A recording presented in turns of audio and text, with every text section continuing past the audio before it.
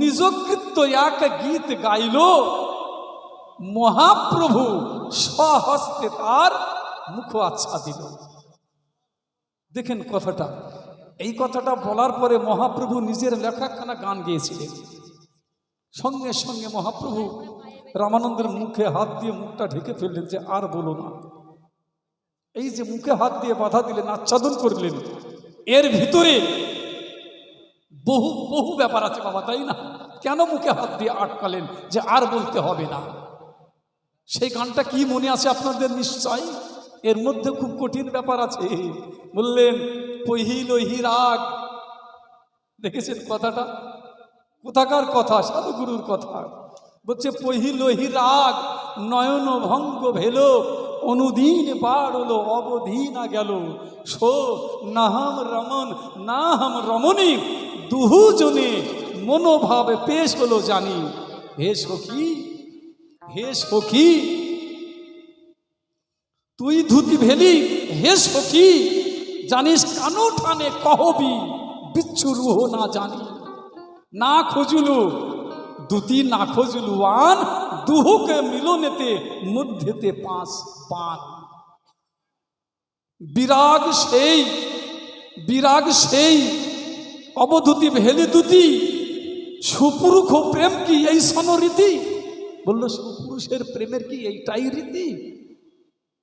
এখানে মহাজন বলছে দুহুজনে মনোভাব পেশ হলো জানি। রাধা কৃষ্ণ কেমন হয়েছে? নদিয়াতে এসে তিনি তো গৌর হয়েছেন, গৌর ভাবে, রাধা ভাবে ভাবিত। বললেন ছোলা মটর গম একসঙ্গে পিসাই করলে একটা ময়দা তৈরি হয়ে যায়, আটা তৈরি হয়, তাই না বাবা? কিন্তু ওই আটাটাকে ওই ছোলার ময়দা, গমের ময়দা, তারপরে মুসুরের ময়দা আলাদা আলাদা করে আর ভাগ করা যাবে বাবা? যাবে না। তদ্রুপ বলছে নায়ক নায়িকার ভিতরে ওই রকমই এমনই একটা ভজন, এমন একটা সাধন আছে। অন্য দেশের মাল, বিদেশের মাল এই দেশে এসে পৌঁছাবে, এ দেশের মাল ও দেশে যাবে একাকার। এইখানে দাঁড়িয়ে আমার রামানন্দ মহাপ্রভুকে বললেন সত্যি তো তাই। তখনই তিনি মুখে আচ্ছাদন করে দিলেন, বললে আর বলতে হবে না। তারপরেও কিছু কথা হয়েছে, সেগুলি আমি চেষ্টা করব। এইবার সুরে দাও যে গানটি গাইছিলাম, গানটি রেখে হে শ্রীমতী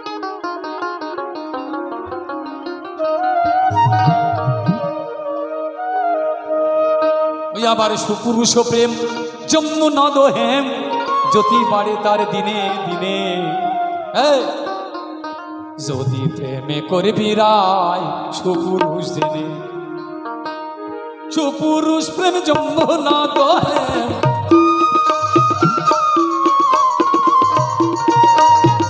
সুপুরুষ প্রেম যমুনা দোহেম, জ্যোতি বাড়ে তার দিনে দিনে। যদি প্রেমে করবি রায় সুপুরুষ জেনে, ও রায় যদি প্রেমে করবি রায় সুপুরুষ জেনে।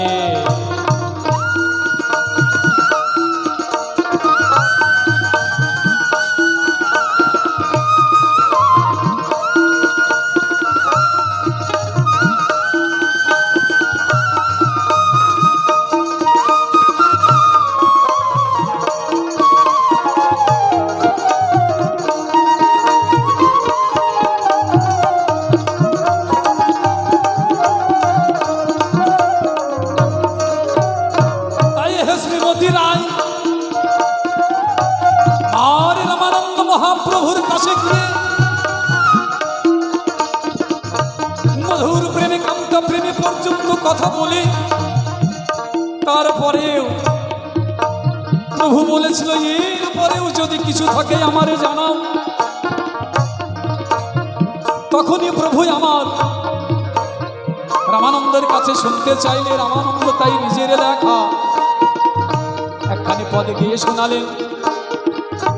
এই পদটি সবচাইতে বড় মধুর জিনিস, শুনতে ভালো লাগে, বলতেও ভালো লাগে, কিন্তু যদি করা যায়, যদি করা যায় আরো আরো মজা, তাই না বাবা? পহিলহি রাগ প্রথম দশা, প্রথম দশা। নয়ন ভঙ্গ ভেল অনুদিনী বাড়ল অবধি না গেল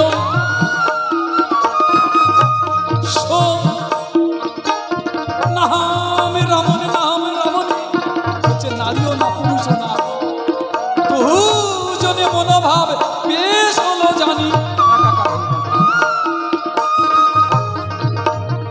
দুজনে মনোভাব বেশ হলো জানি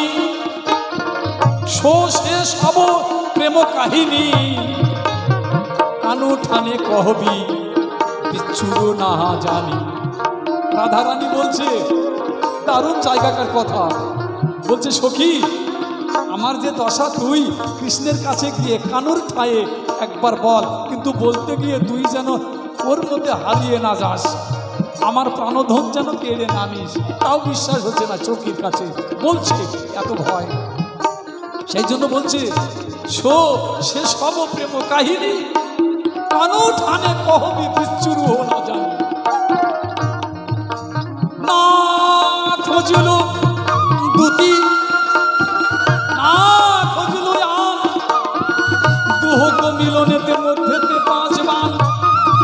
যখন আমরা প্রেম করেছিলাম তখন দুতির প্রয়োজন হয়নি, সখীর প্রয়োজন হয়নি, মাঝখানে ছিল পঞ্চবান, ওনার 5টা বান আমার 5টা বান, এই বানে বানে প্রেম নিক্ষেপণ হয়েছিল, তখন সখীর দরকার হয়নি। তাই বললেন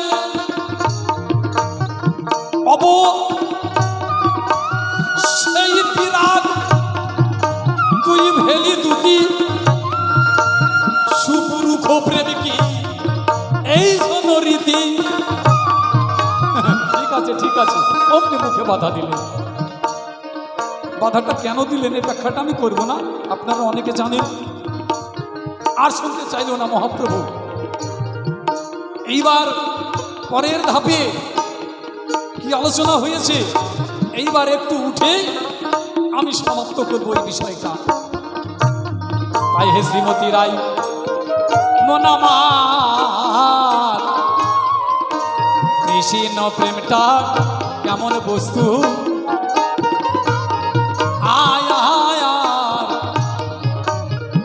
বংশী গানামৃত ধাম লাবণ্যামৃত জন্মস্থান, যে না দেখে সেই সাদবদন, সে নয়নে কি পাকাজ মুন্ডে তার পড়ু কি পাজ, সে নয়নে রহে কি কারণ। সখী হে শোনো মোর হত বিধি বল, মোর আত্মা মোর বপু মন সকল ইন্দ্রিয়গণ কৃষ্ণ বিনা সকলই বিফল।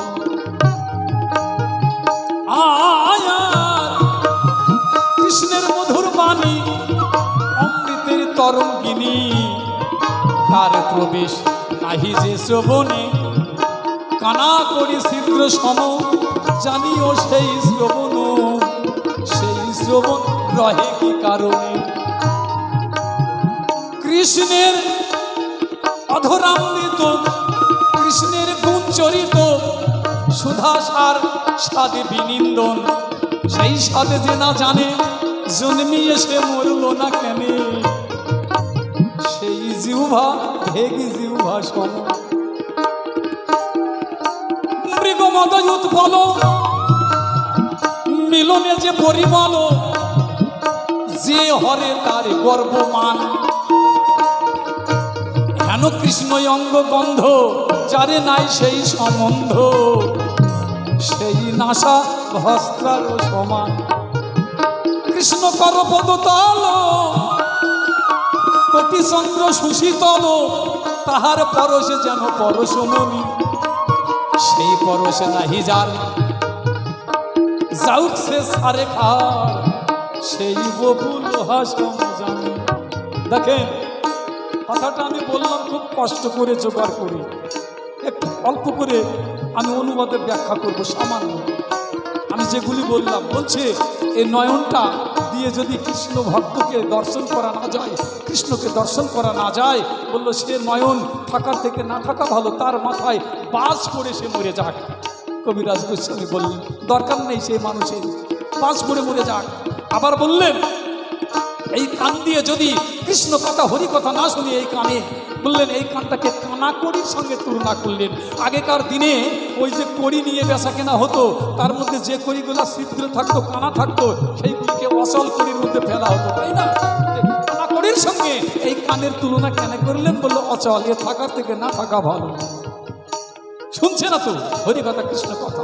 এবার বললেন জিহ্বা, যে জিহ্বাই কৃষ্ণের গুণ চরিত অধরামৃত আস্বাদন করতে পারে না, বলছে সেই জিহ্বাটা ব্যাঙের জিহ্বার সঙ্গে তুলনা করলেন কেন? ব্যাঙের সঙ্গে তুলনা করলেন কেন? দেখবেন বর্ষাকালে খাদ খন্দে ব্যাঙ যখন ডাকতে শুরু করে, দেখবেন ব্যাঙের ডাপে ডাকে সাপ ছুটে এসে ব্যাঙকে কপ করে ধরে গিলে খেয়ে পড়ে। তার মানে নিজের মৃত্যু নিজেই ডেকে নিয়ে আসলেন।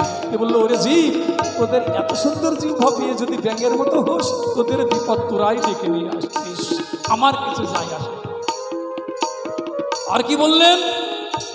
বললেন মৃগ মদ উৎপল মিলনে যে পরিমল, যে হরে তার গর্বমান, হেন কৃষ্ণ অঙ্গ গন্ধ, যার নাই সেই সম্বন্ধ, সেই নাশা ভস্তার সমান। কি অপমান করছে আমাদের, দেখেছেন?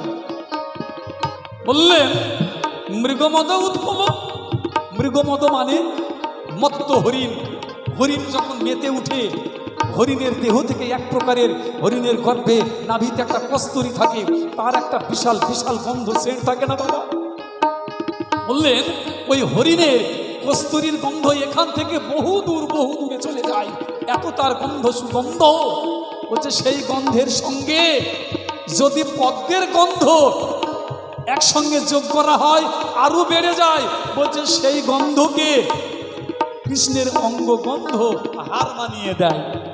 ওই দুটির মিলনে যে গন্ধ হয় কৃষ্ণের অঙ্গ গন্ধ, তাদেরকেও হার মানিয়ে দেয়। আর সেই কৃষ্ণের অঙ্গ গন্ধ যদি আমার নাকে না লাগে, এ নাক ভস্ত্রার সমান। ভস্ত্রা বলতে দেখবেন কর্মকার বাড়িতে গেলে ওই যে হাতিম টেনে টেনে লোহা কাঁচি পোড়ায় না, ফাঁস ফাঁস করে হাওয়া টানে, কয়লায় আগুন লাগিয়ে ওইটা টানলে উত্তপ্ত হাওয়া ওই সেই হাতিনের মধ্যে ঢুকছে আবার বেরিয়ে আসছে। তাহলে উত্তপ্ত হাওয়া ঢুকলে কি অবস্থা হবে? গরমে উত্তপ্ত জ্বালা পোড়া রাত্রি দিন। বলছে আমাদের মানুষের দেহটাও যদি ওই ভস্তার মতো হয় নাকটা, ওই রকমই উত্তপ্ত বাতাস সদা সর্বদাই আমার দেহের মধ্যে কামনা বাসনা রূপী পুড়ে পুড়ে ছাই করছে, উত্তপ্ত শান্তি জীবনে হবে না। তাই শান্তি পেতে হলে কৃষ্ণের অঙ্গ গন্ধকে নেবার চেষ্টা করতে হবে। কি করে নেবে? এইগুলি করলে অঙ্গগুলি সার্থক হবে, এতেই তোমার কৃষ্ণ সেবা হবে। তাই গৌর প্রেমানন্দে হরি হরিবাল হরিবাল হরিবাল।